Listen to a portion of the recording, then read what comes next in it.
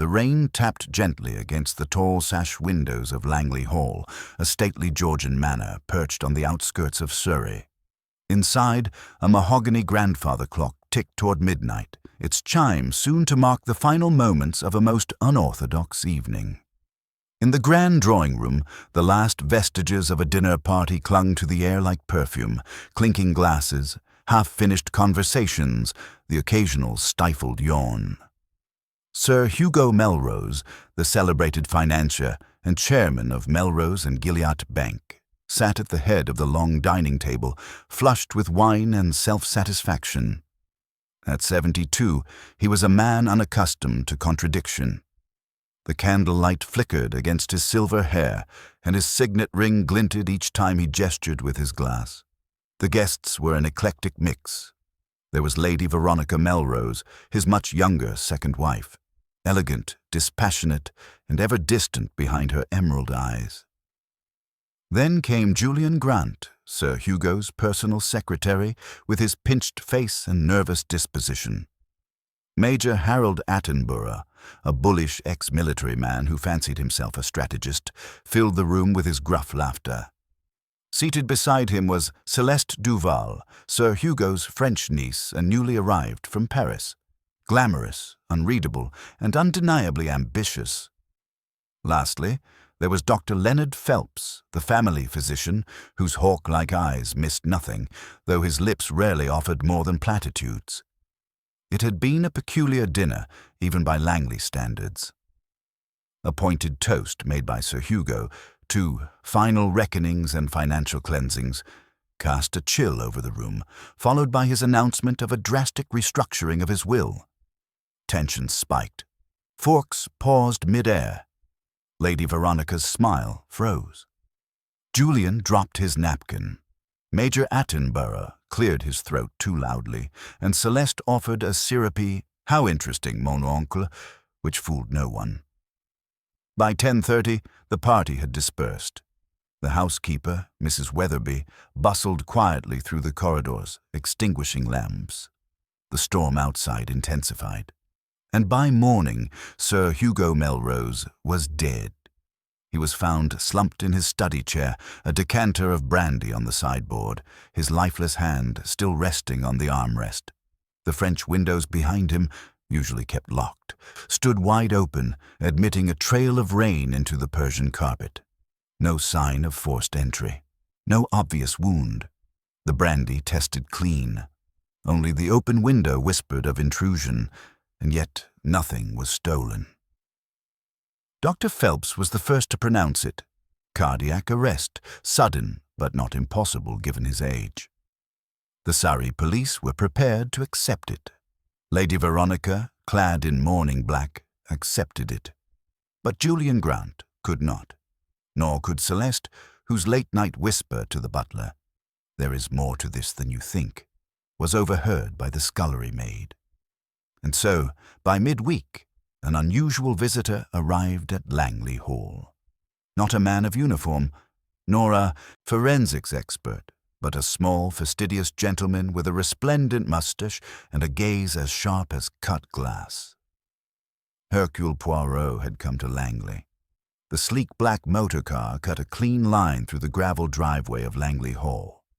The rain had passed in the night, leaving the sky dull and overcast, the lawn still glistening with dew. Hercule Poirot stepped out carefully, adjusting the cuffs of his dove-grey gloves. A modest valise dangled from one hand, while the other gripped a walking stick he seemed to use more for elegance than support. A butler, tall, angular, and visibly perturbed, greeted him at the door. "You must be Monsieur Poirot. I am Hargreaves. The household is rather unsettled." Poirot inclined his head graciously. But of course. Sudden death is like a stone cast into a still pond, n'est-ce pas? The ripples. They disturb all. He stepped inside, casting a quick glance at the grand hall's marble floor, the twin staircases curling up like ribbons. A beautiful home. But I do not doubt it holds many secrets. He was shown to the morning room, where Lady Veronica awaited him, seated with an untouched cup of tea. She was immaculate, more so than one might expect for a recent widow. Her dark attire was precisely cut, her expression composed, though Poirot noted with interest that she had placed herself with her back to the window, rather than face the light. "Monsieur Poirot," she said coolly, "I must admit, your involvement came as something of a surprise." Poirot smiled. "Indeed, madame, that surprises me in turn. I'm told there was some uncertainty. The open window, the peculiarities of the evening." Lady Veronica's lips curved faintly. "My husband was a man of strong opinions. He made many enemies in his lifetime. But to suggest foul play at his age, he had a weak heart. He smoked far too much." Dr. Phelps was quite confident in his conclusion. Poirot nodded mildly. "A heart may be weak, madame, but it does not always break on its own." She did not respond to that. Instead, she gestured toward the corridor. "You may speak to the others. They are all here. My step-niece Celeste, Julian Grant, Sir Hugo's secretary, and Major Attenborough are still staying, pending arrangements, as is Dr. Phelps for now. They've all agreed to assist you." "How generous," Poirot murmured. "One never knows where help may come, or harm." He rose, brushing a non-existent speck from his sleeve. "I should like to begin with the study. It is where Sir Hugo was found." Hargreaves escorted him to the study, a richly appointed room panelled in dark oak. A great desk sat near the centre, stacked with ledgers, blotters, and correspondence. The chair behind it remained empty, but Poirot's gaze was drawn to the high-backed armchair near the fire, beside which sat the now closed French windows. Outside lay a patch of flagstone, darkened by rain. The rug beneath the windows showed faint signs of dampness, though it had largely dried. "Madame Melrose found him in the morning," said Hargreaves. "She said the wind had blown the windows open. Strange, though, they're always kept shut." Poirot stooped near the rug. "And there was no sign of disturbance? Nothing stolen?" "Nothing we could see, monsieur. Not a thing." Poirot straightened. His gaze swept the room, calm, deliberate. On a side table he noted a chess set laid mid-game. A single black bishop was tipped over, though the other pieces remained unmoved. He walked to the brandy decanter and lifted it delicately, as if to feel its weight. Then he turned to the bookshelves behind the desk. "Sir Hugo, was he a man of routine?" "Very much so," said Hargreaves. "Up at 6, coffee, papers, walk through the grounds. Letters after lunch. Brandy at 9. Always the same." "And the will, Hargreaves?" The butler hesitated. He announced he had revised it only the day before. Said it would be signed with his solicitor on Monday. Poirot's eyes narrowed. "But it was not signed yet?" "No, monsieur. The original will still stands." "Ah," Poirot said quietly. "And thus the motive begins to take shape." He moved next to the windows, opening them again. Cool air swept in. The flagstone outside led to a hedge-lined path circling the manor. No footprints remained, of course. The storm had washed all evidence away. Still, Poirot stared at the ground for some time before nodding once and retreating indoors. His next interview was with Julian Grant, who awaited him in the library. The young man was pale, the fingers of his left hand twitching constantly. He stood when Poirot entered, though his greeting lacked confidence. "You are Sir Hugo's secretary," Poirot said, seating himself and motioning for Julian to do the same. "That is a position of trust, yes?" I suppose," Julian said. "He confided in me, dictated letters, shared financial matters.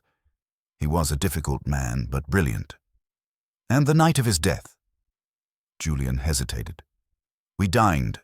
He made an announcement. Said he intended to disinherit several family members. He didn't say who.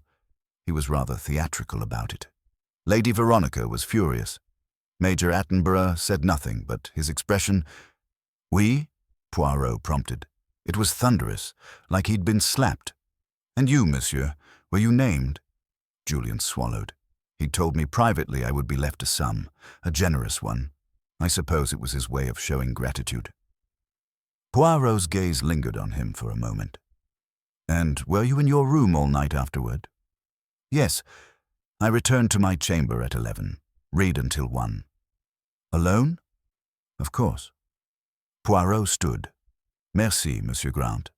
We shall speak again. He found Celeste Duval in the music room, idly playing a melancholy phrase on the piano. She rose at his entrance, offering a perfumed hand.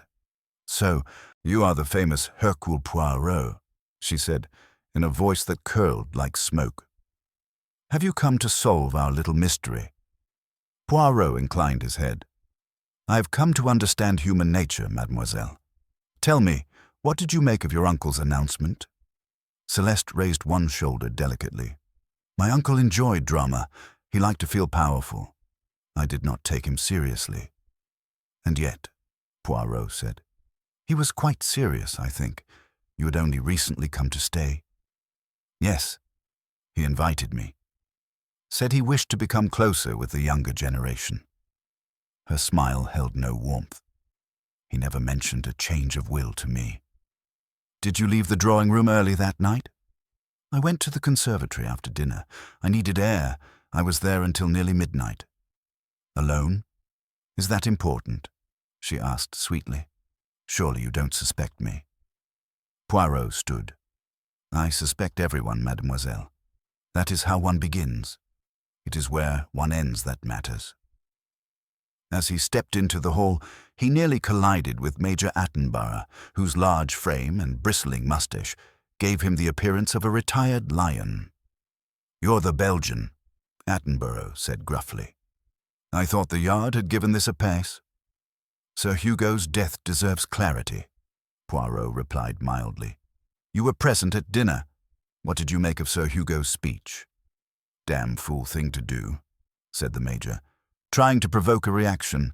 He was always testing people. Never knew where you stood. And where did you stand, Major? I had a business arrangement with Hugo. Investments, debts, that sort of thing. We had a row about it earlier that day, if you must know. Ah, said Poirot. You argued? Nothing serious. Words exchanged, but I wouldn't murder a man over money. Poirot inclined his head. And yet, monsieur, many do. Later that evening, Poirot walked the length of the study once more, this time alone.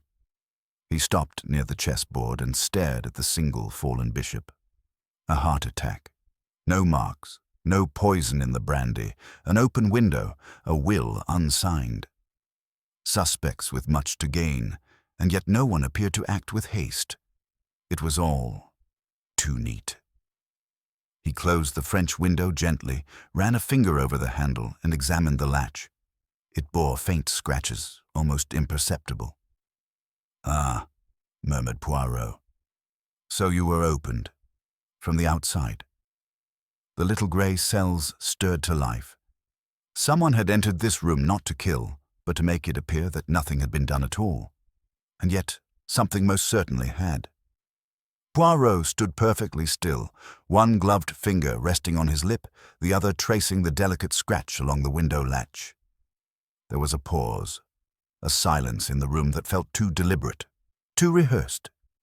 The details did not align with natural disorder.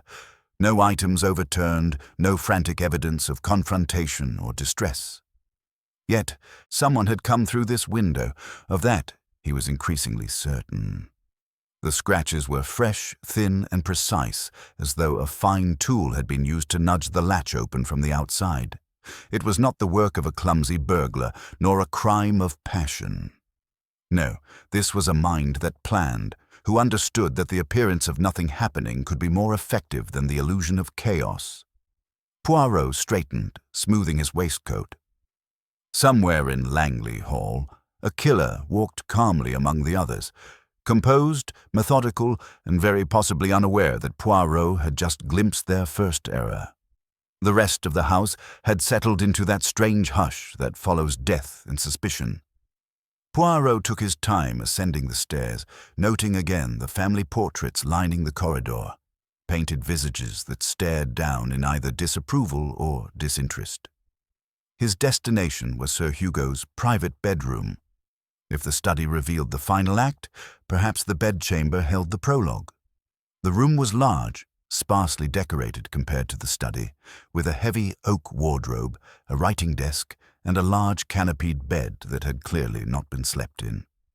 Poirot examined the writing desk first. The top drawer contained monogrammed paper, unused envelopes, and a fine-tipped fountain pen with a gold nib.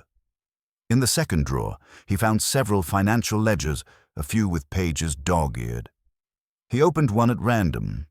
Investment summaries annotated in precise, almost obsessive handwriting. Most were stable assets, bonds, holdings, blue-chip shares, but a few recent entries bore red pencil marks and terse comments. One was circled, Rochefort Mining. Pull out immediately. Major A involved. Too exposed. Poirot tapped the page thoughtfully. You were reconsidering, mon ami. But why? He turned another page and found a brief note clipped to a dividend report in a different hand. Sir H., I'm told Attenborough has been manipulating figures through secondary trusts. Strongly advise independent audit before final decisions. J.G. Julian Grant. The loyal secretary with twitching fingers and unreadable eyes. So he had warned Sir Hugo, perhaps even acted as an informant. But what was his motive? Gratitude or leverage? Poirot turned his attention to the bed. The sheets were turned down, but untouched. On the nightstand sat a closed book, The Meditations of Marcus Aurelius. Stoic philosophy. A peculiar companion for a man preparing to dismantle his estate. He flipped the book open. No notes, no bookmark, but a faint crease on page 112. The impediment to action advances action. What stands in the way becomes the way. Poirot repeated the line softly. A man of order, facing chaos, and choosing resolution. He found no will in the drawers, but he hadn't expected to. If Hugo had truly redrafted his testament, but not signed it, it was likely in the hands of his solicitor in London, or destroyed if he'd changed his mind again. Still, the mere mention of its revision had been enough to cause a visible tremor across the dinner table. Returning downstairs, Poirot stopped in the corridor to find Dr. Leonard Phelps emerging from the library, pipe in hand, his eyes alert behind thin-rimmed spectacles. Ah, Doctor, Poirot said pleasantly. Might I trouble you for a moment of your time? Phelps hesitated, then nodded. Of course. You wish to discuss Hugo's death? Oui, precisely. You declared it to be a natural failure of the heart. Yes, it was consistent with his medical history. He'd suffered from angina for years. His arteries were weak. And yet, said Poirot, you made this judgment rather quickly. Did you examine the body in detail? Phelps frowned. There was no sign of trauma. He was seated calmly. The brandy was clean, the pulse absent. His skin was consistent with sudden cardiac arrest. Frankly, I saw no need to call for a post-mortem. Still, Poirot said, voice gentle but unyielding, a man dies hours after announcing he will rewrite his will. His window, supposedly shut, is open, and the house is filled with people, all with motives, some quite substantial. Do you not think it merits a second glance? Phelps looked away. Are you implying negligence? I imply nothing. I ask only that you reconsider the evidence without presumption. The doctor's jaw tightened, but after a pause he gave a curt nod. Very well. If you insist, I'll arrange for the body to be sent for post-mortem examination. But I warn you, Poirot, I expect you'll find nothing. Poirot nodded graciously. And yet, that is often when one finds the most. Later that evening, as dinner was served in a considerably quieter dining room, Poirot chose to observe rather than interrogate. He watched the way Lady Veronica picked at her food with mechanical detachment. How Celeste, by contrast, was unbothered, confident even. Julian ate quickly, almost compulsively, and drank more than was wise. Major Attenborough was the only one who maintained a semblance of cheer, chatting about military days and raising toasts to absent friends. Poirot said little, but when the soup was cleared, he leaned forward and posed a single question. "Forgive me if I intrude upon solemnity, but perhaps we may clarify something. When Sir Hugo rose to announce his will revision, did anyone hear precisely who was to be disinherited?" A heavy silence fell. "No," said Veronica, folding her napkin. "He didn't name names, only said that the bloodless leeches would find themselves parched before long." Celeste gave a silvery laugh. He always did love his metaphors. Major Attenborough muttered, "He made his point without naming us. We all knew he meant the same blasted people." "Meaning?" Poirot prompted. "The family, of course. His wife, the girl." He gestured toward Celeste. "Myself, no doubt. And you, Monsieur Grant?" Julian looked up, startled. "He didn't say. I was as much in the dark as everyone else. But you had spoken with him earlier that day. Was there no mention?" Julian hesitated. He only said he was tired of being surrounded by opportunists, that he was going to set things straight. Poirot leaned back, satisfied. "And what do we know, mes amis, about men who attempt to set things straight? Often they find themselves undone before the ink is dry." He left them with that remark, rising to retire for the night, and paused only briefly at the foot of the stairs. Hargreaves approached him with a sealed envelope. "This was found in the back of Sir Hugo's wardrobe, monsieur. It was tucked behind the lining of an old valise. We would have missed it if not for a loose thread." Poirot took the envelope. The seal was unbroken, the paper heavy and stiff. Inside was a single handwritten sheet. Poirot read it slowly. His eyes widened. Not with surprise, but recognition. He folded it back carefully, sliding it into his coat. "Thank you, Hargreaves," he said softly. "This may very well be the first honest voice we've heard." In the privacy of his guest chamber, Poirot unfolded the letter again. It was written in Sir Hugo's unmistakable script. "To be opened only in the event of my untimely death. If you are reading this, then perhaps I was right to be suspicious. There are shadows in my home, people who smile with teeth too sharp. I have made a decision to alter the course of inheritance.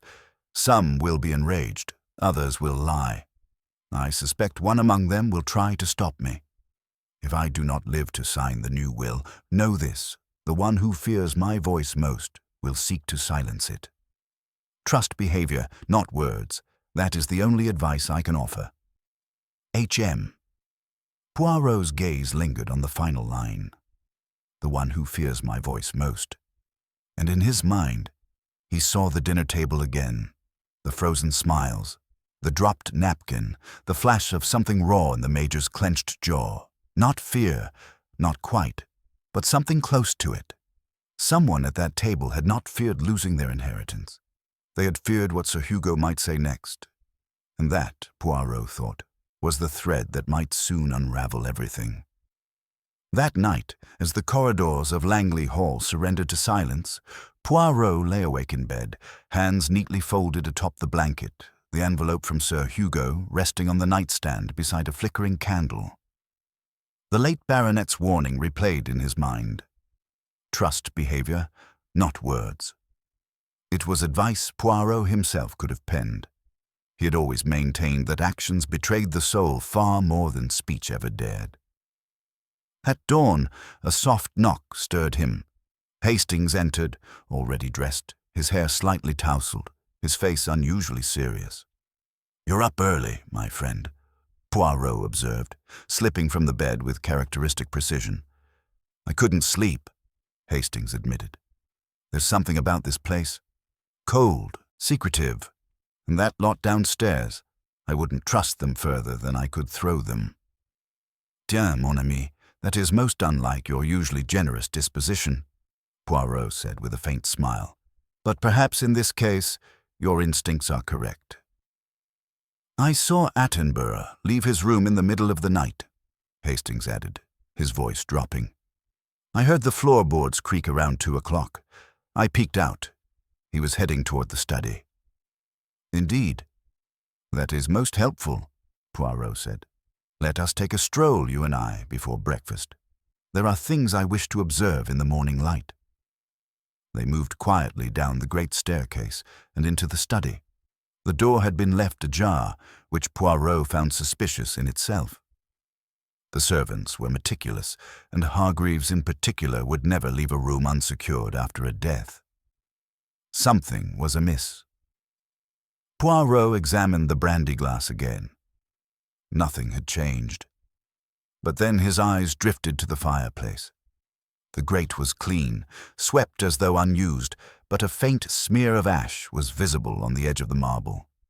He knelt delicately and retrieved a small charred remnant. A scrap of paper, Poirot murmured. Recently burned. He turned it in his fingers. A corner of parchment, possibly from letterhead. There was the faint trace of an ornate serifed capital H.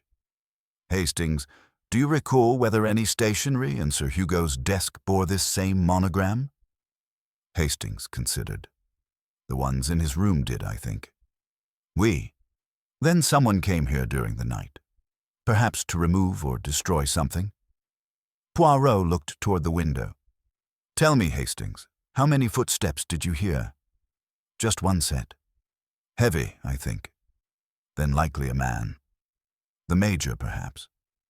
But did he burn something of his own or something of Hugo's? They left the study as sounds of breakfast began to stir in the hall. Poirot waited until all were assembled before joining them. He greeted each person with the same courtly nod, his expression unreadable. Ladies and gentlemen, he announced after the meal had been served, I must speak with you individually again. You will indulge me, I hope, in a few brief questions. It is my way, you understand. They complied, if somewhat stiffly. One by one, Poirot called them to the drawing-room, beginning with Julian Grant. The young secretary looked worn, his eyes bloodshot, his cufflinks slightly askew. Poirot gestured for him to sit.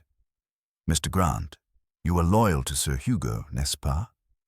Of course, Julian said. I owed him everything. He rescued me from a dismal career at that horrid brokerage in town. Then I wonder, when you warned him about Major Attenborough and Rochefort mining, did you fear for his financial future or for his life? Julian hesitated. He was vulnerable. I suppose I thought if I gave him a reason to pull out, I'd protect him from making a ruinous mistake. And did you advise him to name a new heir? Julian's brow furrowed. No, that wasn't my business. Ah, but it was. You handled all correspondence. You knew what others did not. Did he dictate a new will? Julian looked alarmed. I don't know what you're implying. Poirot held his gaze a moment longer, then nodded. You may go. Next came Celeste. She drifted into the room like a swan, silk rustling, eyes heavily shadowed, though not from weeping. Miss Celeste, you are most composed, considering the death of your stepfather. I have no tears for him, she said with a small shrug. He tolerated me. That was the extent of our bond. But you remained in his house, dependent upon his estate. Oh, please, she scoffed. If he had disinherited me, I would have been fine. I have patrons, offers. I'm not some wilting flower clutching at inheritance. Yet you did not leave when your mother died. No, she admitted, because it was convenient, and Hugo paid for my lessons. He liked to control things. People. And did he control you? Celeste's eyes flashed. Not as much as he thought. Did you see anyone during the night? She smirked. Only you, Monsieur Poirot, pacing like a ghost. Poirot allowed himself a brief smile. Merci. That will be all. Lady Veronica was next. She entered with regal dignity, a shawl draped over her shoulders, her face pale but perfectly composed. Lady Veronica, Poirot began, your husband intended to change his will. Were you aware? She did not answer at once. Then, he hinted. He said certain people would be disappointed. I didn't think he meant me. But you argued. We discussed, that's all. We'd been married nearly 20 years, Monsieur Poirot. I knew when to push and when to remain silent. And which did you choose the night before he died? I left him to his brooding, she said coldly. I knew better than to provoke him. He was already fuming after his meeting with the Major. Ah, yes. Major Attenborough. She leaned in slightly. If you want the truth, Hugo no longer trusted him. Not since the deal in Nairobi. That's where it all began. Poirot tucked away that detail. You may go, madame. You have been most helpful. And finally, Major Attenborough. He strode into the room with brisk confidence, his military bearing unshaken. Ah, the great detective himself, he said, sitting without being asked. Any luck catching ghosts yet? Not ghosts, no, Poirot replied smoothly. But I find the living quite transparent once you know how to look. Attenborough grinned.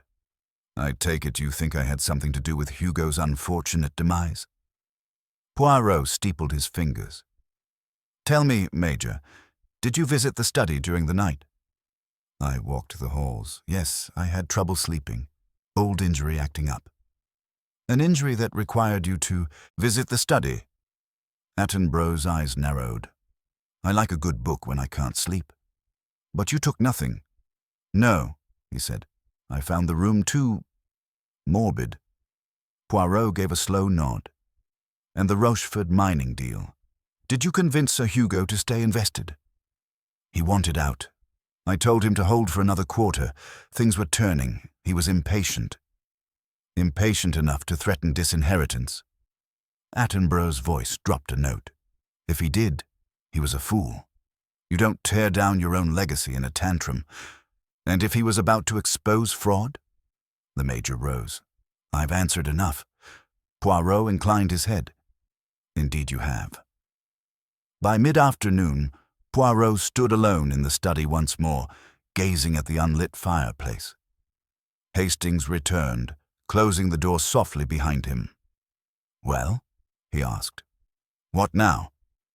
Poirot reached into his pocket and removed the burnt corner of parchment. Hastings, the will was here, I'm certain. Perhaps unsigned, but present. Someone came to destroy it last night. So the motive is clear. Non, mon ami. The motive is plural. Each suspect had a different fear, but only one feared a specific sentence, spoken aloud, one that could not be unsaid, even if the will were never signed. He tapped his temple. The murderer was not stopping a document. They were silencing a man. And with that, Poirot turned toward the window, where the sun had begun to set behind Langley Hall. The game was no longer about who benefited most. It was about who risked the most if Sir Hugo spoke again. And in that narrow space between silence and confession, Poirot had begun to see the truth. Poirot remained at the window until the final sliver of sun dipped beneath the distant hills, his silhouette framed by the soft glow of dusk. The tension within Langley Hall had begun to ferment. Beneath every civil word now lay a hint of unease. A suspicion passed from eye to eye like an unspoken contagion. The household was no longer merely shaken. It was turning inwards on itself, and Poirot, ever the observer, noted each fracture with meticulous care. Hastings stood behind him, patient but watchful. You said it wasn't about stopping a document, Poirot, he ventured at last, that it was about silencing a man. Do you think Sir Hugo intended to make something public, something so damaging it was worth killing over? Poirot turned slowly. Not merely damaging, mon ami. Devastating. Sir Hugo was a man with many secrets, oui. But only one of those secrets had the power to destroy more than a fortune. It could destroy reputations, perhaps even freedom. He paused, tapping his lip thoughtfully. You recall the phrase in his letter, "It is not death I fear, but silence." That is not poetic despair, Hastings. It is code. He meant to speak. Someone ensured he would not. They left the study together and ascended the staircase. Poirot moved deliberately, glancing at the paintings along the hall as if they, too, were suspects. His footsteps paused outside Sir Hugo's room. The door had been left ajar. Inside, the late baronet's chambers bore the stale scent of interrupted life. Papers hastily collected, a book with a slip of paper marking the final page, a walking cane still resting by the wardrobe. Poirot crossed to the writing desk and opened a drawer with a handkerchief-wrapped hand. "Look here," he murmured. He drew out a small leather portfolio. Inside were correspondence sheets bearing the same H monogram as the burnt scrap. But it was what lay beneath them that caught Poirot's eye. A sheaf of penciled notes, several pages torn hastily from a notepad. They were rough outlines, scribbled but unmistakably legal in tone. He read aloud, "In the event of my sudden death, let it be known." Poirot's eyes scanned further. No names, no signatures. But he was drafting a confession, or perhaps a statement. Hastings leaned closer. But why not finish it? Why leave it tucked away like this? Because he was a man of showmanship. He wished not merely to write the truth, but speak it. Perhaps at the family meeting he summoned for tonight. Poirot's gaze sharpened. Which now, of course, he will never attend. Downstairs, the clock chimed 7. The hall grew quieter, each chime falling like a heartbeat too loud in the stillness. Poirot returned to the drawing-room, where Hargreaves had prepared tea as if to preserve some sense of civility amidst the mounting tension. The household reassembled at Poirot's request, each one taking their place in the now familiar room. Julian Grant perched anxiously near the fireplace. Celeste lounged with feline indifference by the window. Lady Veronica sat rigid and elegant on the settee. Major Attenborough stood, arms crossed, surveying the group with undisguised contempt. "I thank you for your continued patience," Poirot began. "I know this is not a pleasant time, and yet there are matters which require clarity." Julian cleared his throat. "Have the police reached any conclusions?" "Ah," Poirot said, raising a finger, "but the police are waiting for evidence, and as you all know, Poirot prefers logic to fingerprints." He paused, watching their faces. "Sir Hugo was a man many of you relied upon, financially, emotionally, even reputationally, and yet he died alone in a room where only trust should have reigned." Attenborough gave a short laugh. "If you're trying to frighten someone into confession, I doubt it'll work." "Non, Major, I do not frighten. I observe." Poirot turned his gaze on Julian. "You, Monsieur Grant, were seen last evening retrieving a document from Sir Hugo's writing desk. Hargreaves noticed your lamp glowing under the door long after the house retired." Julian flushed. I was reviewing correspondence. He asked me to prepare a report." "He did not ask you to burn anything?" I didn't burn—" "Think before you lie," Poirot said, not unkindly. "The fireplace grate in the study held the remains of Hugo's letterhead. Someone tried to erase a truth, but what they forgot, mon ami, is that destruction leaves its own trail." Julian's shoulders sagged. "I found a draft of something. It wasn't a will, more like a threat. He was going to expose something about the Major, I think." Attenborough stiffened. "That's absurd." Julian turned, voice shaking. "You conned him. Rochefort Mining was a front, wasn't it?" "Careful," the Major snapped. "Enough," Poirot said, silencing them both with a single, sharp glance. "If Sir Hugo suspected fraud, that is motive. But motive alone does not make a murderer." He turned to Lady Veronica. "Madame, you told me Hugo hinted at changing the will, yet you did not press him, knowing it might disinherit you." "I had no reason to doubt him," she replied icily. "Until now."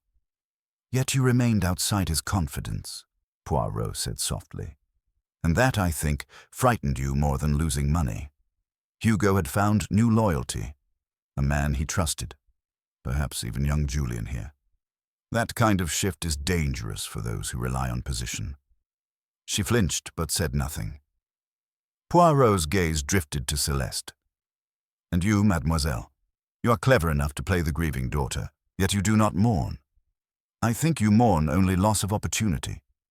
Celeste gave a careless shrug. He made promises. Then he changed his mind. Because you betrayed him, Poirot asked, I chose my own life.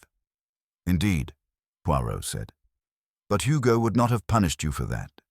He was preparing a different kind of reckoning.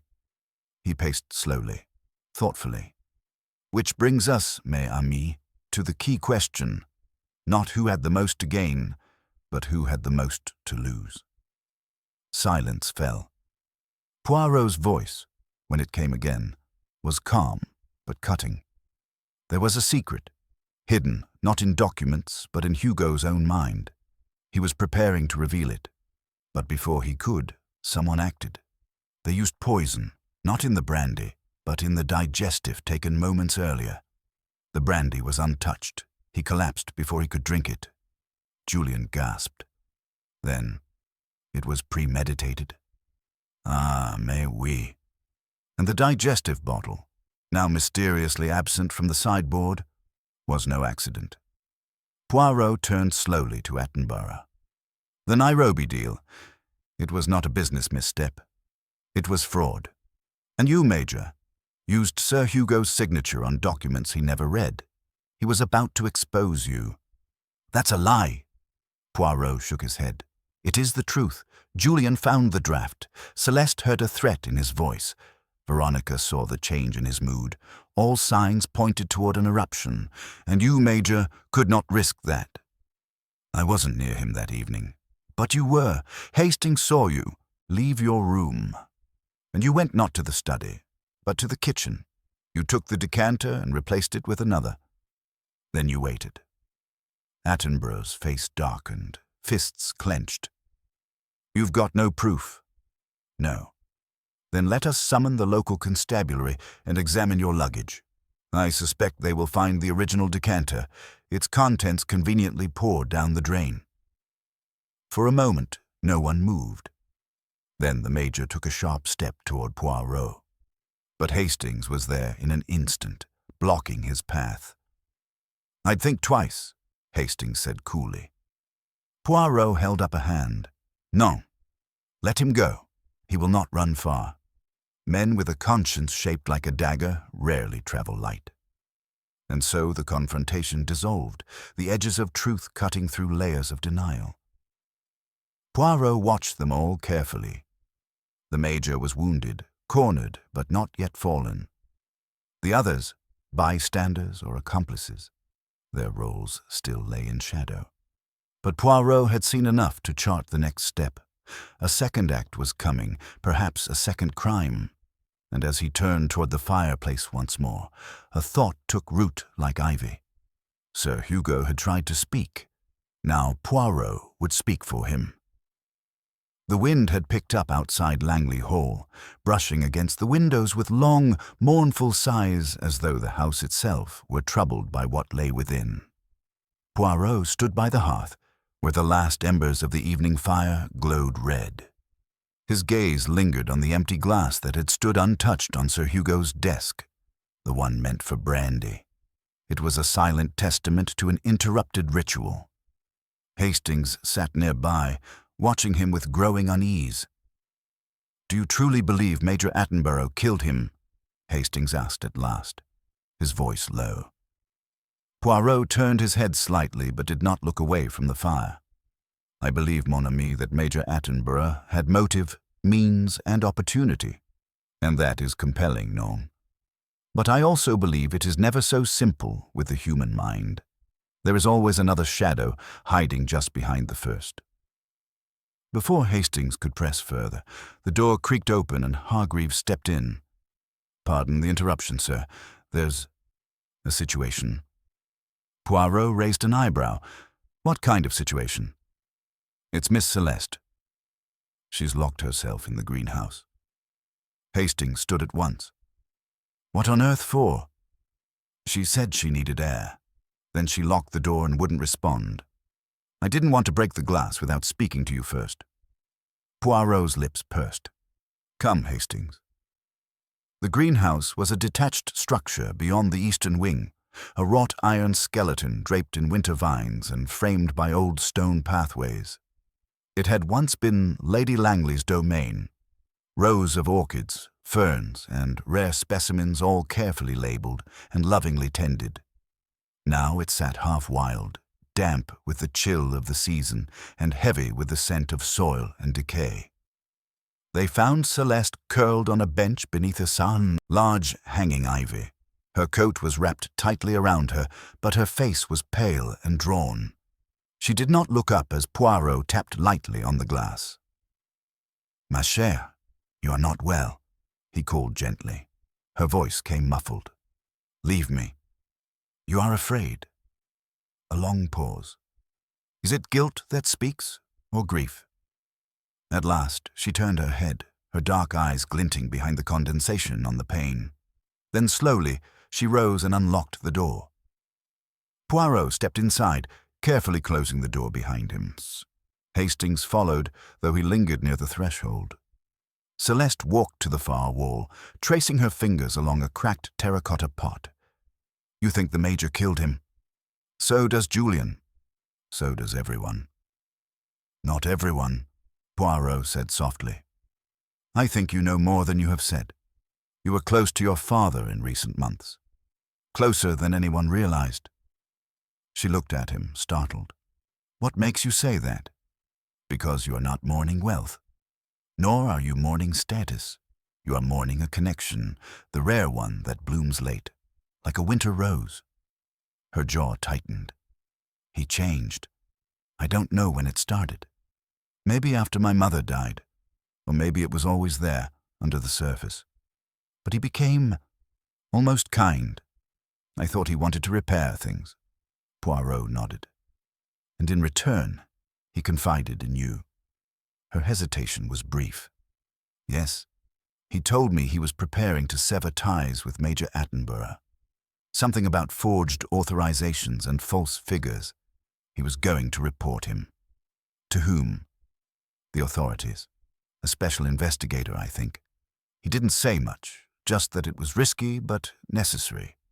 That it was time to clean the books before the world came knocking." Poirot folded his hands. "And did he tell you why he summoned the family?" Celeste hesitated again. He was going to make a speech, something dramatic, as always. He wanted everyone present. Julian, Veronica, the Major, even me. He said the truth had been buried too long, that we all had secrets, and it was time to let them out. A gust of wind rattled the greenhouse roof above them. The hanging plants swayed like silent witnesses. "And so you see," Poirot said softly, "there is more than one truth in this house. One truth died with your father. Another still lives in the hearts of those left behind." Celeste sank back onto the bench, eyes glistening. "He was going to leave me something, not money, something more valuable, his trust, his name." Poirot stepped forward and gently laid a hand on her shoulder. "And perhaps, mademoiselle, that is why someone else could not allow him to speak." Back in the house, Hastings and Poirot returned to the study, where a uniformed constable stood stiffly beside the decanter table. Inspector Cray, newly arrived, met them at the door with his usual brisk manner. "We found the original bottle in Attenborough's room, as you predicted. Empty. The one here now is nearly full. It's been switched." Poirot nodded. "Good. But I wonder, what if the Major did not act alone?" Cray frowned. "You think there's an accomplice?" "I think," Poirot replied, "there is more yet to unravel. Consider, Sir Hugo was careful, paranoid even. Would he drink anything offered by a man he distrusted? Then who gave it to him?" Poirot walked slowly to the desk and tapped a finger on the blotter. Who else had access to the drinks? Who else could enter without suspicion? Cray's brow furrowed. Hargreaves? Perhaps. Or perhaps someone else entirely. Someone who knew the house's rhythms. Someone Hugo trusted enough to lower his guard. He turned sharply. "Where is Lady Veronica?" "In her room, I believe," Hastings offered. She retired shortly after the confrontation. Poirot moved quickly. He climbed the stairs with surprising agility and knocked once on the door. No answer. He knocked again. "Lady Veronica?" Still silence. He tried the handle. Locked. Cray and Hastings reached him moments later. "We'll force it," Cray said.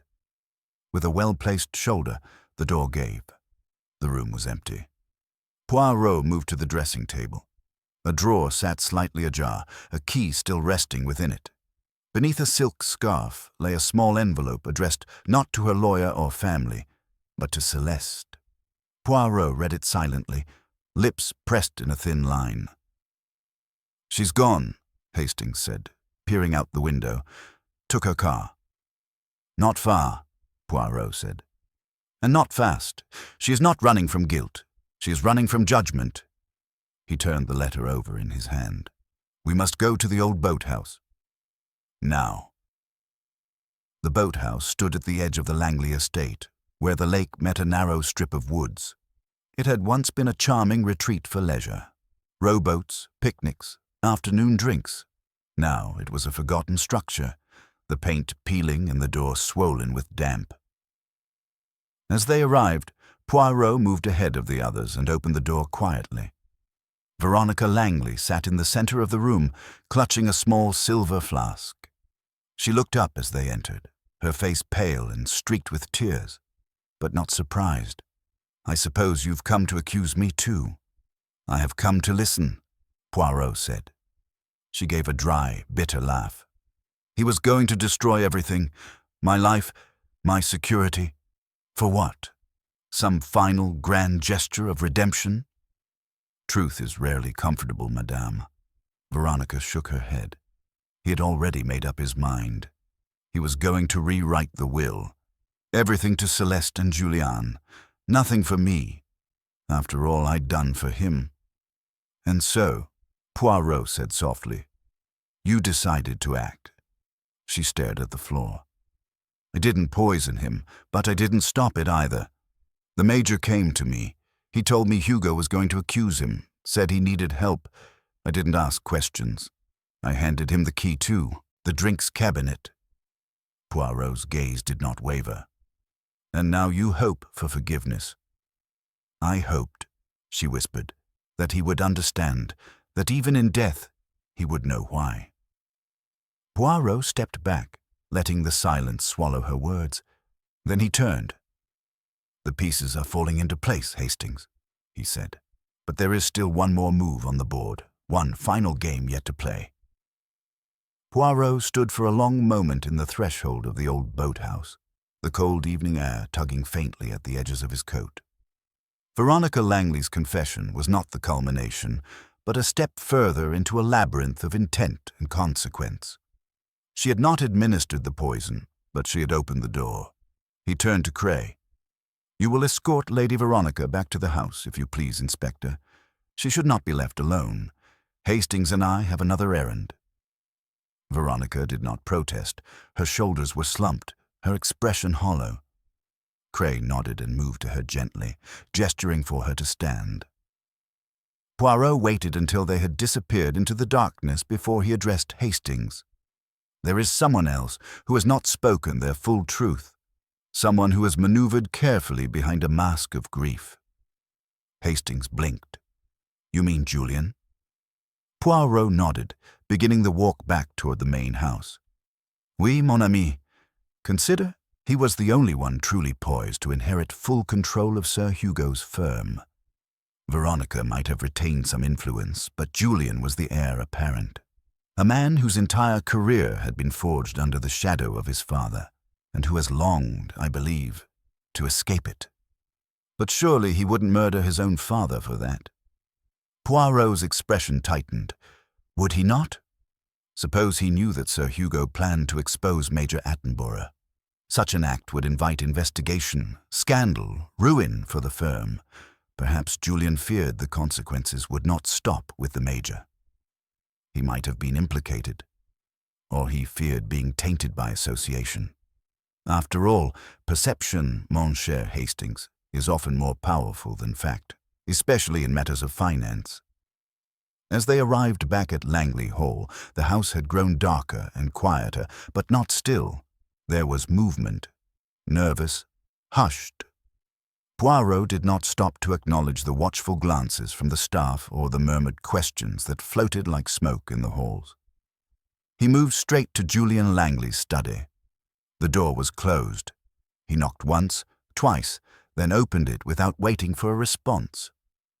Julian sat behind his desk, sleeves rolled up, a decanter half full beside him. Papers were spread before him. Not financial statements, but letters, most of them in Sir Hugo's handwriting. He looked up, startled but not angry. "Ah, Monsieur Poirot, I expected you might come." "You have been reading," Poirot said, stepping inside.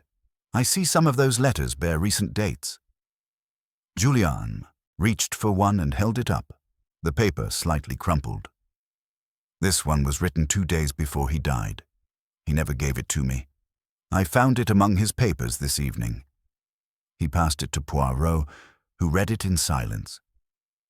"Julian, I've made decisions I know you will resent, but I must choose integrity over inheritance. I only hope you will understand one day why I could not leave you with a legacy built on lies." Your father, H.L. Poirot, folded the paper carefully. "This was not left carelessly. You searched for it. I needed to know what he'd planned. I knew he was meeting with someone outside the firm, someone in government, I think. And I suspected he'd rewritten the will, though the solicitor wouldn't say." "And did you find it?" Poirot asked quietly. "The new will?" Julian's jaw tightened. "No. If it exists, it's hidden." Poirot studied him. "Your father's death has spared you, has it not? From disgrace, from the upheaval of the firm, from losing everything?" Julian's eyes flashed. "I won't apologize for surviving. That is not what I asked." Julian rose to his feet. "You think I killed him, don't you? Because it was convenient." "I think," Poirot said slowly, "that the truth has many faces. Yours may not be the face of a murderer, but perhaps of one who looked away, who allowed others to act so long as he did not have to." Julian's hands balled into fists, then loosened. "I told Attenborough I wanted out," he said after a pause. "I told him to confess or walk." He laughed. "Said the old man wouldn't live long enough to see him fall." Poirot's eyes narrowed. "You knew he was planning something." Julian's nod was slow, reluctant. He was panicked that evening, sweating, kept checking his watch. "I thought he was going to bolt." "And you let him stay." "I let him stay," Julian repeated bitterly. Poirot said nothing more. He left Julian in the lamplight and walked back down the corridor toward the drawing room. Hastings followed, glancing at him uncertainly. "This has become terribly tangled, Poirot." "May we, Hastings? But every knot, no matter how tight, has its thread. We are almost there." They had barely reached the base of the stairs when a voice called out, thin, breathless. It was Hargreaves. "Sir, Mr. Poirot, there's a man at the gate. He says he's with the Treasury. Claims he had a meeting scheduled with Sir Hugo for the morning after he died." Poirot's eyebrows shot up. "Ah, at last, the visitor who never arrived." Minutes later, in the drawing room, Poirot sat opposite a narrow, stern-looking man in a dark coat. He introduced himself as Mr. Alfred Gryce, attached to the Treasury's Financial Crimes Division.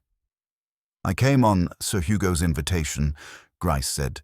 "He was preparing to submit several confidential documents and requested we meet outside London." Poirot folded his hands. "And what, Maycomb, I ask, was the subject of those documents?" Gryce hesitated. "They concerned falsified bonds, off-ledger transactions, names.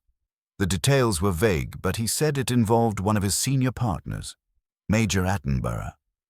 Hastings leaned forward. "Did he mention any threats?" Gryce considered. "Only obliquely. He said the house would be tense and to bring identification to prove my legitimacy. I thought it an odd request at the time. Poirot stood, brushing a speck of lint from his sleeve. It was not odd, monsieur. It was cautious and justified.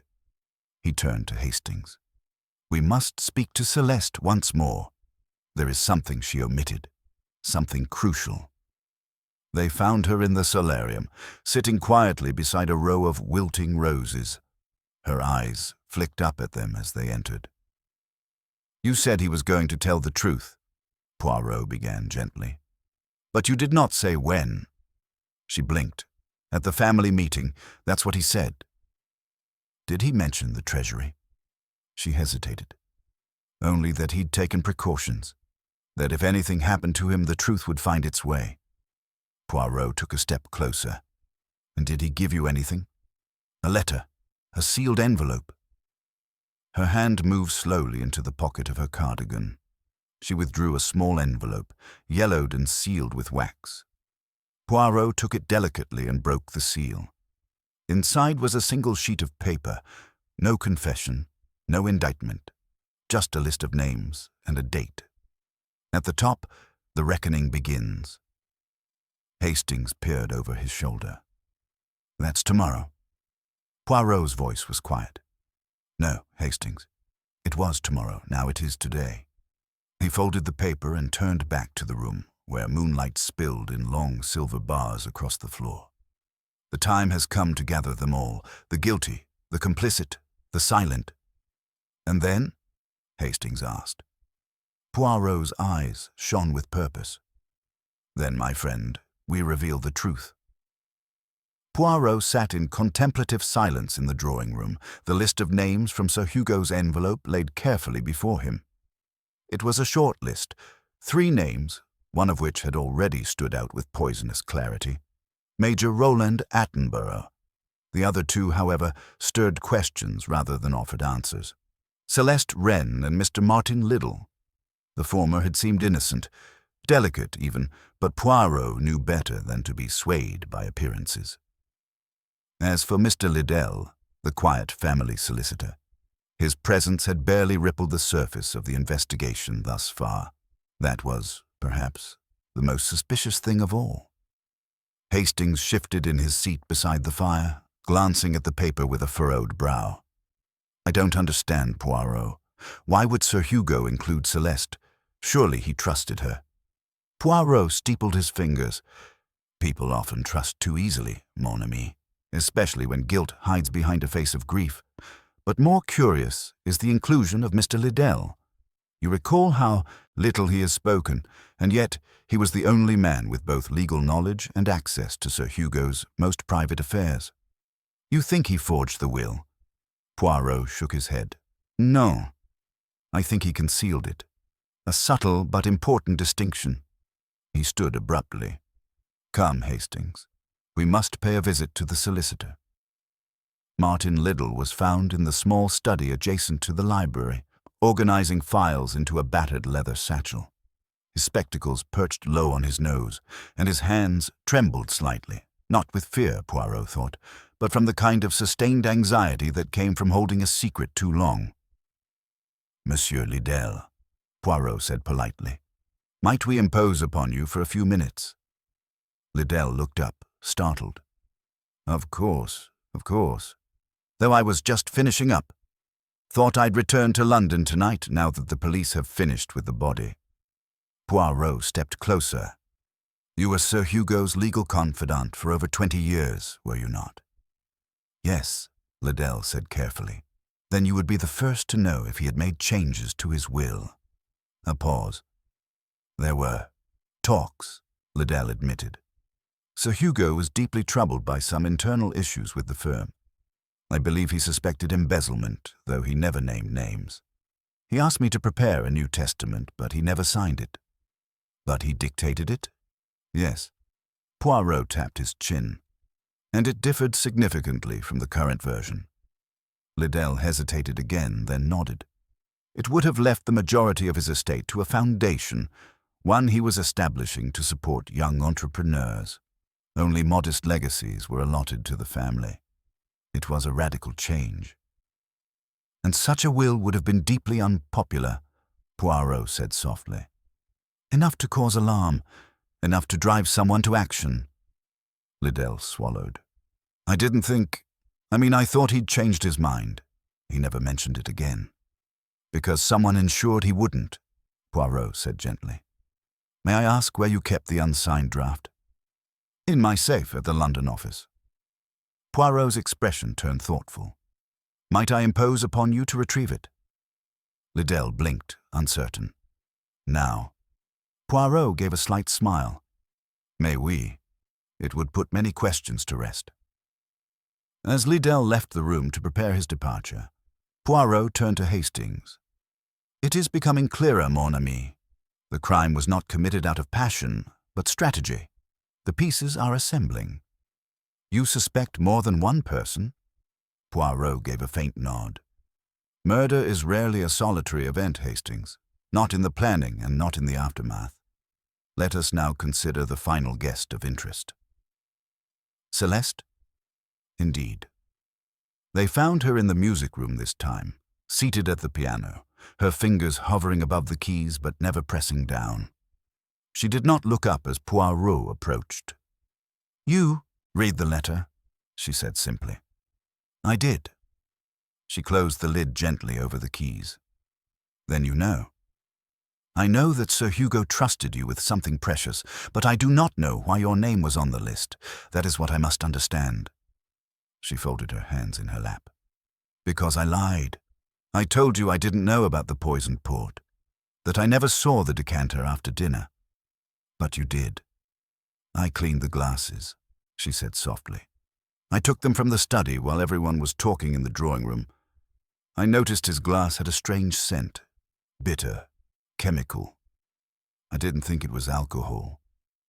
Why did you not tell me this before? She hesitated. Because I wiped the glass and put it with the others. I didn't want them to suspect me. I panicked. Poirot regarded her in silence. That was unwise, mademoiselle, but understandable.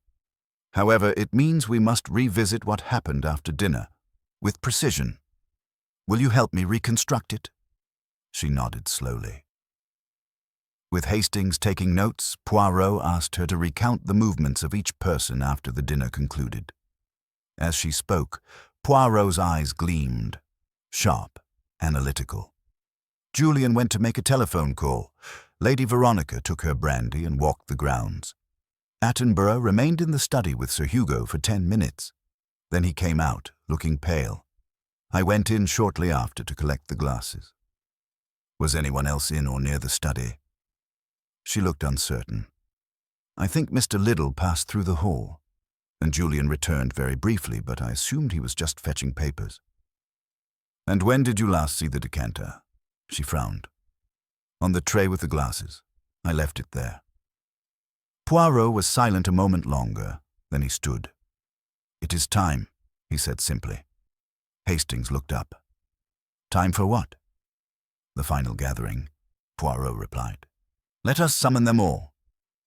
The great drawing room filled slowly with the guests and household, Julian, Veronica, Attenborough, Celeste, and Martin Liddell. Cray arrived last, his notepad at the ready. The mood was taut with apprehension. No one spoke. Poirot stood at the fireplace, hands clasped behind his back. Messieurs, mesdames, he began, you have been patient with me as I applied the methods of my little grey cells. I thank you. And now the time has come to lift the veil from this mystery. What happened to Sir Hugo Langley was no accident, nor act of random malice.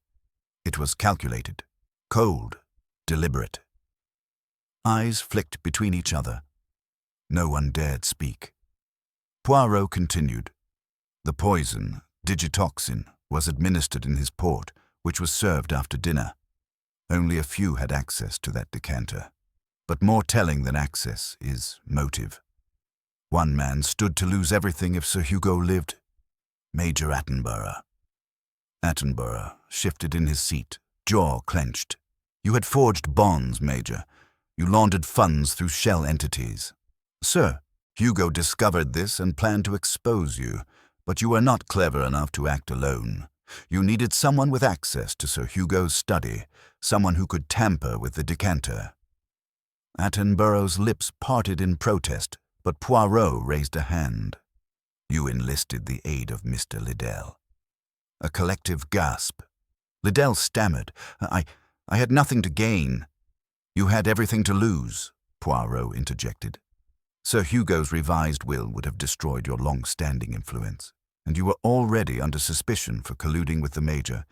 He needed your help to mask the financial trail. I believe you agreed to help him silence Sir Hugo permanently. Cray took a step forward.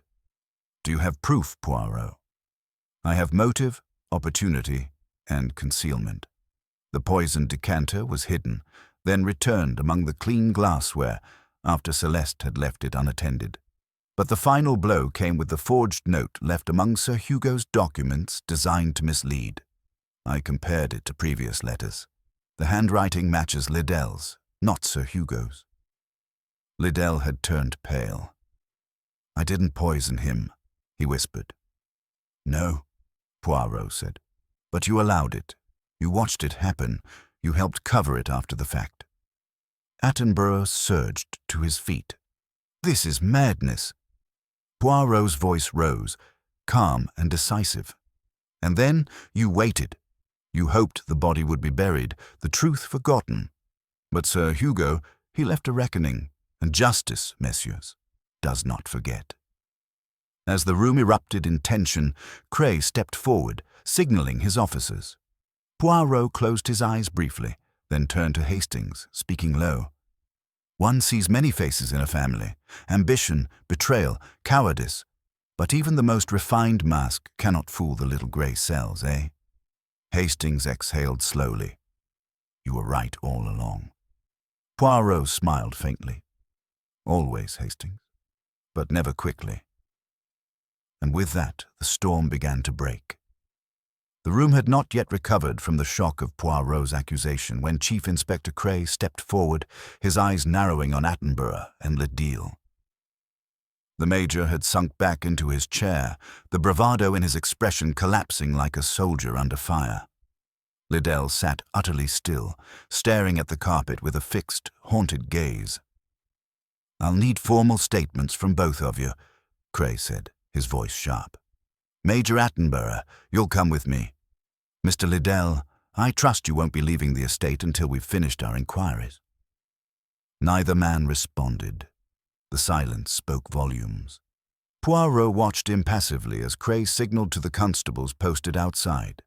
Attenborough rose reluctantly, then turned to Poirot with a scowl that barely concealed his humiliation.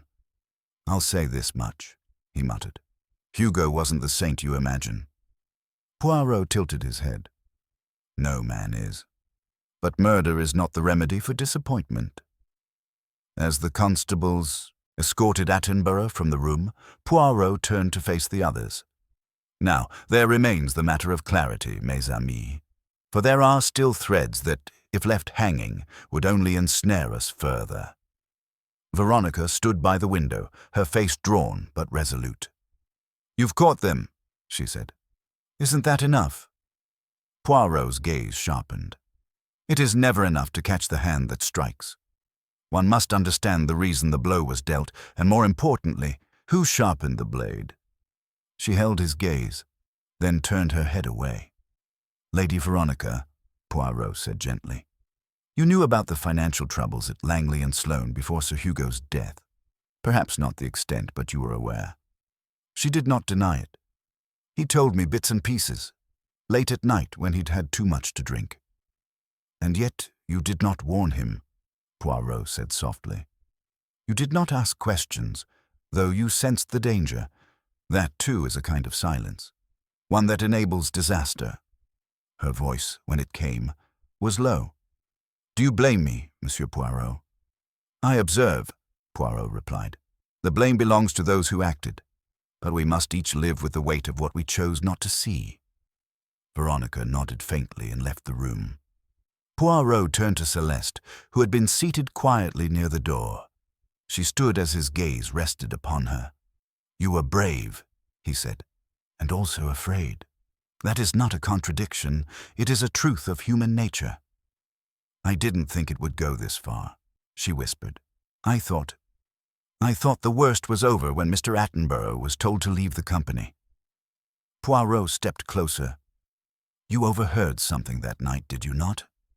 She hesitated. Yes. I heard Sir Hugo confronting Major Attenborough in the study. He told him he was going to the board with proof. He was angry, angrier than I'd ever heard him. Poirot nodded. And did you hear what Attenborough said in return? He threatened him, not directly, but he said Sir Hugo would regret it, that he wasn't the only one with secrets. Poirot raised an eyebrow. Secrets.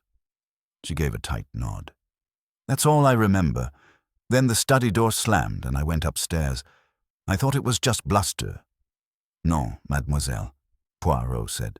It was the sound of desperation, and desperation, when paired with cunning, is dangerous indeed. With Cray temporarily excusing himself to begin official paperwork, Poirot and Hastings made their way back to the smaller salon, where a tea service had been laid out but remained untouched. The afternoon light was dimming, the shadows long. Poirot stirred his tea without drinking it. So, Hastings said, that's it then. Attenborough poisoned Sir Hugo, and Liddell helped cover it up. An ugly affair, but nothing more to it, surely. Poirot looked at him over the rim of his cup. You think so, Hastings? Well, yes, don't you? Poirot placed the cup down with precision. Let us say this. The actors have played their parts, but the author, mon ami, the author of the scheme, remains unseen. Hastings blinked. But you just... Poirot rose. Let us examine again. Major Attenborough was a soldier, a fraudster, and a man with no small amount of vanity. But he was not clever enough to plan the timing, nor the subtle misdirection. It takes a special mind to commit a crime of elegance. Then who? Poirot moved toward the fireplace. There is one person whose motives remained suspiciously clean. One who offered assistance at every turn, provided key information, and yet kept their own hands out of the mess. He turned. Julian Langley. Hastings' eyes widened. The nephew? But Poirot, he was the one who called the police. He found Sir Hugo's body. Precisely, Poirot said. Too precisely. Let us recall the circumstances. Julian claimed to find the body late at night after returning from an alleged walk. No one saw him leave. No one saw him return. He placed himself at the center of the event while appearing to remain neutral. But wouldn't that be risky? It would, unless he knew the exact time of death, unless he had planned the sequence to the minute and ensured the poison would act swiftly, but not immediately. Enough time to secure an alibi, but not so long as to risk failure. Hastings frowned. But why? What would he gain? Poirot turned toward the window, gazing into the gathering dusk. Everything. With Sir Hugo dead and the will undiscovered, the company would pass to him, along with its debts, yes, but also its assets. The public scandal, once Attenborough and Liddell were implicated, could be spun as a noble act of redemption. He could rise, phoenix-like, from the ashes, and no one would question the grieving nephew who discovered the body. Hastings exhaled. My word. And you think he manipulated Attenborough into carrying it out? Poirot turned, his eyes sharp. No. I believe he discovered the plot, likely overheard it, and chose not to stop it. Instead, he subtly shaped its direction, perhaps even suggested the means, encouraged the method, all while keeping his fingerprints far from the scene. They were interrupted by the butler, who appeared at the door with a note. For you, sir, from Mr. Julian. Poirot unfolded it slowly, a single line in neat, deliberate hand. I'll be at the boathouse. I think we should talk. Poirot looked up. Hastings. Come. Let us meet the final player. The walk to the boathouse was silent but tense. The air had turned cool, a low mist curling around the trees. As they approached the weathered structure at the lake's edge, a light glimmered within, dim, uncertain. Julian stood inside near the water's edge, his hands in his pockets. "I thought you might come," he said without turning. Poirot stepped inside. "You are clever, monsieur." "Too clever." Julian turned slowly. His face was tired, but not surprised. "I didn't kill him," he said. "No," Poirot agreed, "but you let it happen. You knew Attenborough would act. You knew Liddell would assist, and you knew that if it all went wrong, you could step in as the dutiful heir." Julian gave a faint, bitter smile. He was going to destroy the company, strip it down, turn it into a vanity project. I loved him, but he was blinded by guilt over what happened with father. Poirot nodded. "The past shaped him, as it shaped you, but you believe the end justified the means." "I thought I could control it," Julian murmured. "Until I couldn't." Poirot stepped closer. "There is still time to choose a different ending, monsieur. One that requires honesty." Julian looked down at the rippling water. "You won't believe me, but I never wanted him dead." Poirot said nothing. The stillness hung between them like smoke. Then Julian spoke again, some more softly. "You won't turn me in." "That," Poirot said, "depends on what you do next." And the lake, dark and deep beyond the open door, held its silence as night closed in. Julian Langley stood silhouetted in the doorway of the boathouse, framed by the pale moonlight shimmering off the lake. The water lapped gently at the shore, a soft and rhythmic sound that contrasted with the taut silence between him and Hercule Poirot. Hastings remained a step behind, uncertain whether to intervene or allow the confrontation to unfold uninterrupted. "I came here to speak to you, not to confess," Julian said finally, his voice carrying a hint of bitterness. "You already know what you know. I'm not going to beg." Poirot nodded, folding his arms with care. "It is often not the confession that matters, Monsieur Langley, but the reason behind the silence. That is where truth lives, in the hesitation, not the admission." Julian turned his eyes toward the lake. "I told myself I was saving the company, that letting Attenborough do what he was already prepared to do was the lesser evil. But after the fact, after he died, every justification I'd constructed in my head collapsed. It wasn't logic, it was cowardice." "Non," Poirot replied softly. "Cowardice is merely fear without direction. What you showed, Monsieur Langley, was calculation. You assessed your uncle's decline, the failing company, and the threats posed by the others, and you made a decision not to act, knowing your inaction would serve your ambitions." Julian did not deny it. He was going to sell it off, piece by piece. "I found the draft documents he prepared. And you were right, he'd changed the will. I discovered it after he died, hidden behind the books in the study. He was leaving everything to charity, not even to Veronica. Nothing."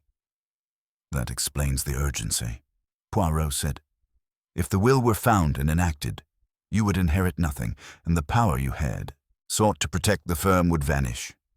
Julian exhaled sharply. "I burned it." Hastings flinched, but Poirot remained still. "It was already too late by then," Julian continued. "He was dead. The others had played their parts. All I had to do was remove the final obstacle. So I destroyed it. I watched the flames take the last trace of his intent." Poirot's voice, though quiet, was firm. "You may not have poured the poison, Monsieur Langley, but you ensured the path remained unobstructed. That, too, is a crime." Julian met his gaze. "Then turn me in." "I could," Poirot said after a long pause. "But the law does not always serve justice as one might hope. You would be difficult to convict. No proof ties you to the death. You will protest, present yourself as the aggrieved heir. You may even be believed." Julian gave a dry laugh. "Then I'm free." "No," Poirot said, "not free. You will carry the weight of what you allowed, and worse still, the fear of discovery will follow you for the rest of your days. You will live, yes, but under the shadow of the man you could have chosen to be, and failed." For a moment, Julian said nothing. Then, with slow, deliberate movements, he sat on the low bench by the wall, his shoulders bowed. "I'll do what I can," he said quietly. "Set things right, sell what's left of the firm and use it to repay the debts. Not because it redeems me, but because someone ought to." Poirot studied him. "It is not redemption, but perhaps it is atonement. That, Monsieur Langley, is a start." Back at the manor, the storm had passed.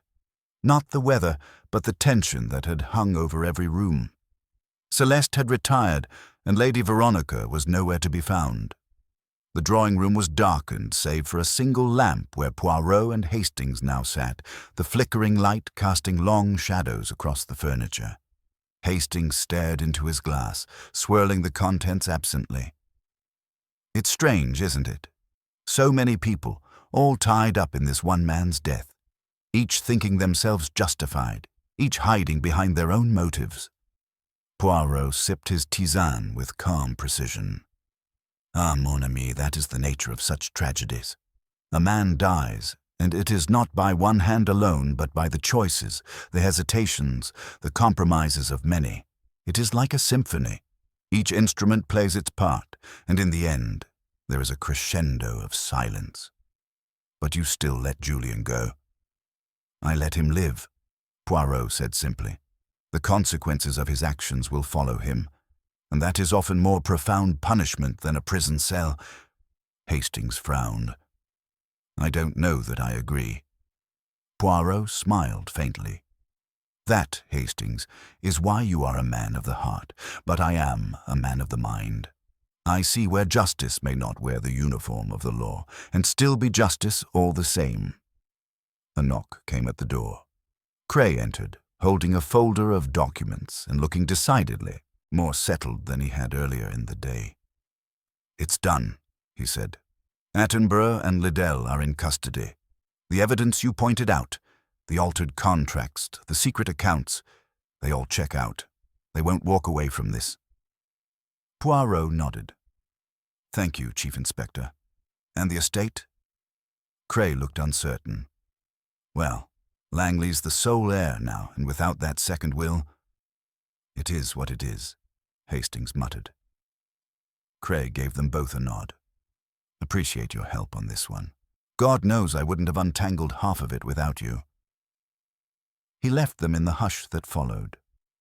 Poirot stood and walked to the hearth, adjusting a vase slightly so that it sat exactly centered on the mantel. "I do not approve of disorder," he said. Hastings raised a brow. "Meaning?" "Meaning," Poirot said, "that while human beings are full of chaos and contradiction, the truth is always tidy.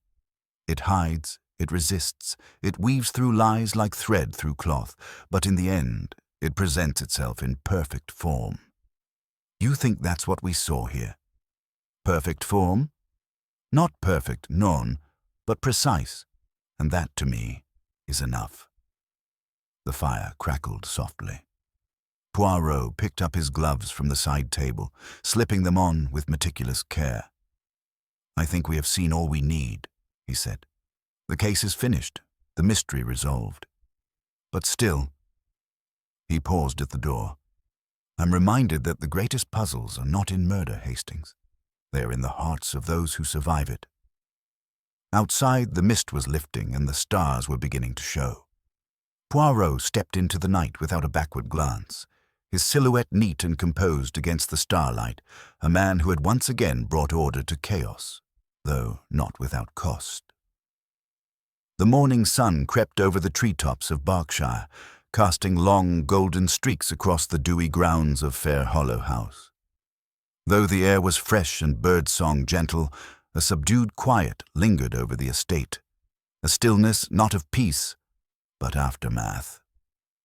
Inside, Poirot sat in the breakfast room, immaculately dressed as ever, his moustaches groomed into perfect symmetry. Hastings was already there, half-heartedly toying with toast. "I admit, Poirot," Hastings said, lowering his voice slightly, "I didn't expect the case to end as it did. No neat confession, no final arrest of the man behind it all. It feels—" unresolved. Poirot stirred his coffee with precision. On the contrary, Hastings, everything is resolved, only not in the fashion you were anticipating. But Attenborough and Liddell, yes, they're culpable, certainly. Yet Julian, he got away with it. Did he? Poirot's eyes met his. Do not mistake the absence of handcuffs for freedom. You saw his face, mon ami. That man will carry the burden of knowledge forever. There is no clean escape from guilt. It clings, it corrodes, it grows. Hastings exhaled and set his toast aside. You're right. I suppose I just expected more of a finale. Poirot gave a faint smile. Ah, but life is rarely so theatrical. The stage may fall silent, but the performance often continues in the wings. A discreet knock at the door interrupted them. Lady Veronica entered, her bearing unusually subdued. She wore a dark green dress of soft wool, devoid of her usual jewelry. Only a brooch, small, gold, unassuming, adorned her collar. Mr. Poirot, may I have a word? He rose immediately. But of course, madame. She gestured for them to join her in the library, where the light filtered through the stained glass windows in fractured golden rays. Once the doors closed behind them, Veronica did not sit. She paced slowly in front of the fireplace, fingers intertwined. I've come to speak honestly, she began, her voice low. I've had my share of secrets, Monsieur Poirot. I protected Julian because I thought I owed him, because I thought my silence would protect the family. But I was wrong. Poirot watched her closely. What is it you wish to confess, madame? Veronica's jaw tensed. I knew about the new will. Rupert told me days before he died. He had no faith in Julian, none at all. He was furious when he discovered Julian's manipulations, the secret meetings with Liddell, the forged correspondence to the German investors. He said he would strip him of everything. And yet you said nothing when he died. I was afraid, she admitted. I didn't trust the authorities, to be fair. I thought if I remained quiet, perhaps the storm would pass. But it hasn't, and it won't. Not until the truth is laid bare. Poirot nodded slowly. So you confirm, madame, that the will Julian destroyed was genuine, that Rupert truly intended to disinherit him entirely? Yes. Poirot turned to Hastings, his eyes narrowing thoughtfully. You see, Hastings, even when one buries the truth, it rises. Like a seedling through pavement, it will find the light. Veronica stepped closer. I want to hand the estate over to the charities Rupert selected. It may be too late legally, but I will fight for it in his name. He may have been a hard man, but he wanted his legacy to mean something. And Julian? I'll confront him. He deserves to know I will not be complicit. If I must, I'll make it public. I'm tired of silence. Poirot gave a small bow. You honor your conscience, madame, and that is a rare and noble act. As she departed, Poirot sat again, folding his hands in thought. Hastings paced beside the bookcases. It's odd, Poirot. All this maneuvering, deceit, manipulation, silence, and in the end, it was character that determined the outcome. Mais oui, Poirot replied. It always is. The evidence, it merely supports what the heart already suspects. In every case, I seek the human flaw, the inconsistency of motive, the fracture in behavior. The rest, mon ami, is noise. They were interrupted again, this time by a housemaid bearing a small envelope. She handed it to Poirot and withdrew. The envelope was unmarked, but inside was a single folded sheet. Poirot opened it carefully. His eyes flicked over the contents and his brows lifted ever so slightly. What is it? Asked Hastings. Poirot held it out. The note read, I took your advice, Monsieur Poirot. I will not run, but neither will I stay here to rot in Rupert's shadow. I will go abroad, sell what I can, and leave behind the house of lies we built. If that makes me a coward, so be it. But I prefer to choose my exile rather than wait for judgment. Julian Langley, Hastings whistled. "He's fleeing." "No," Poirot said. "He is choosing exile, as he says. Not escape. There is no criminal charge to flee. He leaves behind his name, his house, perhaps his inheritance. That in itself is an admission." "And you'll let him go?" Poirot folded the letter neatly and tucked it back into the envelope. "I already did. What justice the law could offer was limited. But he will answer to a far sterner tribunal, his own reflection." There was a knock at the front door, and moments later, Inspector Cray appeared. His usual brusqueness was tempered now, more respectful in Poirot's presence. "Thought I'd come myself," he said. "Got word that Liddell confessed this morning. Said he was blackmailed into the embezzlement. Said Attenborough pressured him into helping with the poison. Claims he didn't know it would kill Langley, just weaken him, enough to push him aside from the firm." Poirot raised an eyebrow. "And do you believe that?" Cray shook his head. "No. But it's enough to tie him to the crime. He'll hang with Attenborough or spend the rest of his life inside." Poirot nodded. "Then the curtain closes, Chief Inspector. You have your men. I have my truth." Cray lingered a moment. "You know, I never quite understood how you work, Monsieur Poirot. No fingerprints, no fibers, just questions and stares and psychology." Poirot smiled. "Ah, but you see, Chief Inspector, a fingerprint tells you where a man was. His words tell you why, and the why is everything." Cray gave a low chuckle. "I'll remember that." Later that day, Poirot and Hastings stood at the gates of Fair Hollow House, their bags packed, the car waiting. The manor loomed behind them, regal but quiet, as if aware it had played its final part. Hastings took a deep breath. "I suppose that's the end of it." "For us, yes," Poirot said. "But for those who remain, the mystery may continue. The consequences, they unfold long after the crime is solved." He looked out across the grounds where the trees whispered in the late morning breeze. "Justice, Hastings, is not merely a verdict. It is the restoration of order. And today we have restored it, not with handcuffs, but with truth." As they stepped into the car and drove down the winding lane, the estate behind them faded from view. But its story, like all great mysteries, would linger, etched in memory, in motive, in the choices that had unraveled under the steady gaze of Hercule Poirot.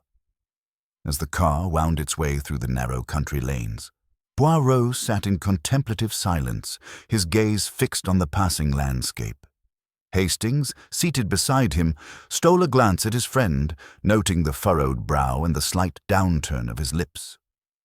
"You seem troubled, Poirot," Hastings ventured, breaking the silence. Poirot turned his head slowly, his eyes meeting Hastings. "Mon ami, the case at Fair Hollow House has concluded, yet I cannot shake the feeling that something remains unresolved." Hastings frowned. "But we've uncovered the truth, haven't we? Julian's complicity, the forged documents, the confessions from Attenborough and Liddell. Oui, the facts are laid bare, but the human heart is a labyrinth. There are corridors we've yet to explore." The car pulled into the driveway of their temporary lodgings, a quaint inn nestled amidst rolling hills. As they disembarked, a young boy approached, clutching a telegram.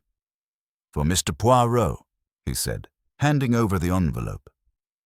Poirot took it with a nod of thanks, his fingers deftly breaking the seal.